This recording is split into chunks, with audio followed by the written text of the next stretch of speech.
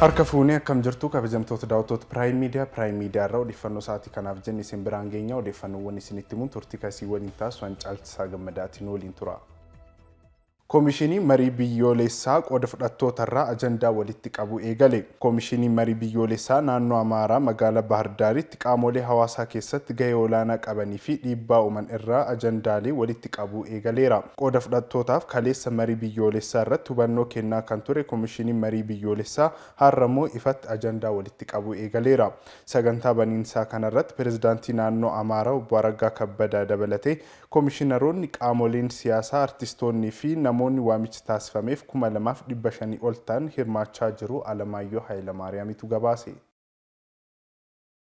Dhaabbileen Turkii filannoowwan misooma investimentii Itoophiyaa irratti bobba'uuf fedhii qabaachuu ibsaniiru. Turkiitti ambaasaaddarri Itoophiyaa Adam Mohammad abbootii qabeenyaa Turkii hojiilee investimentii adda addaa irratti bobba'an waliin mari'atanii jiru. Ambaasaadder Adam Mohammad filannoowwan investimentii damee faayinaansii fi haala investimentii Itoophiyaa ilaalchisee dhaabbilee kanneeniif ibsa taasisaniiru. Abbootii qabeenyaa kunneenis ibsa taasifameef galateeffachuun filannoowwan investimentii Itoophiyaan qabdu irratti hojjechuu kan barbaadan ta'uu ibsu ragaan imbaasicharraa argama. mul'isa.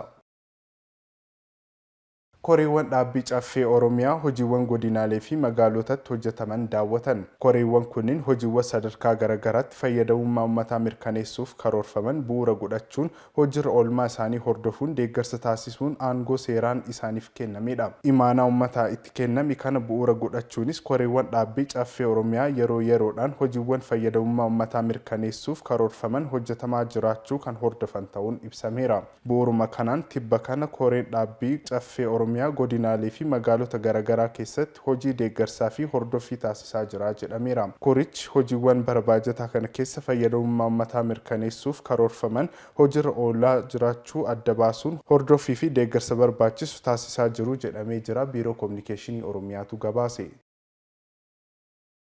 Bulchiinsi nageenya odeeffannoo biyyaalessaa tibbana teessoo URLs intarneetii hedduu qorachuun tooraawwan kunneen hawaasarra yaaddoo cimaa uumuu akka danda'an mirkaneessuu beeksise. Itti fayyadamni intarneetii guyyaa guyyaan dabalaa jiraachuu hordofee yaaddoo kanaan wajjin walqabatee dhufanis babal'ataa jiraachuun kan beekamudha. Liinkonni qaamolee garaagaraarraa maamiltoota teelegiraamii irratti ergaman kunis balaawwan kanneen akka odeeffannoo dhuunfaa buutuu, tatamsa'ina maalweerii waliin dhahuu fi gowwoomsuuf ta'uu bulchiinsi nageenya odeeffannoo biyyaalessaa himeera. Kanaaf maamiltoonni liinkoota akka hin fayyadamne hubachiisa. Liinkoonni shakkisiisaa ta'an yoo mudatan iimeelii itokert@insa.gov.et fi lakkoofsa bilbila bilisaa 933 bulchiinsa nageenya odeeffannoo biyyaalessaaf akka kennan beeksisee jira. Kabajamtoota daawwattoota keenyaa kan isin daawwachaa jirtan Prime Media irraa odeeffannoo sa'aatii kana isin qaqqabaa jiruudha. Ammoo gara odeeffannoowwan maddeen alaa irraa argannetti ceena. Abdul Fattah Al-Burhaan hoogganaa basaasa Maalii Midiiboo Koonee waliin mari'atan. Marii isaaniin hariiroo biyyoota lameenii cimsuu irratti akka xiyyeeffatu gabaasni Suudaan Tiribuun irraa bahee ni mul'isa. Hariiroo obbolummaa saboota gidduu jiru kan jajatan yoo ta'u, dantaa waloo isaanii tajaajiluuf walitti dhufeenya cimsuun barbaachisaa ta'uu ibsaniiru. Abdul Fattah Al-Burhaan daawwannaaf gara Maalii deemanii erga deebi'anii hordofee marichi kan geggeeffamedha.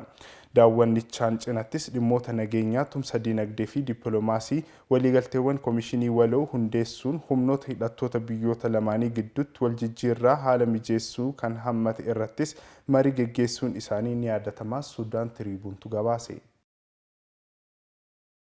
Yoo xiqqaate addunyaarraa daa'imman miliyoona 14 hanqina nyaataaf saaxilamuu UNICEF beeksise. Rakkoo hanqina nyaataa kun sababa waraanaa, weerara dhukkubaa fi jijjiirama qilleensaa ta'uun ibsameera. Waggoottan kurnan darban rakkoo hanqina nyaataa xiqqeessuuf tarkaanfiin dinqisiisaa fudhatamuu kan himan daayirektarri olaantuu UNICEF Kaatiriin Raasiil amma immoo sababa hanqina baajata dhaabbaticha mudateen daa'imman miliyoonaan lakkaa'aman hanqina nyaataaf saaxilamuu isaanii yaaddoo guddaa ta'uu himaniiru.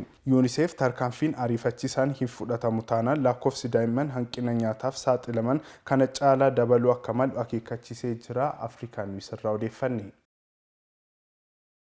Kabajamtoota daawwattoota keenya odeeffannoowwan Prime Media irraa yeroo kanaaf isin qaqqabaa turan kanneen fakkaatu ture. Yeroo gaarii.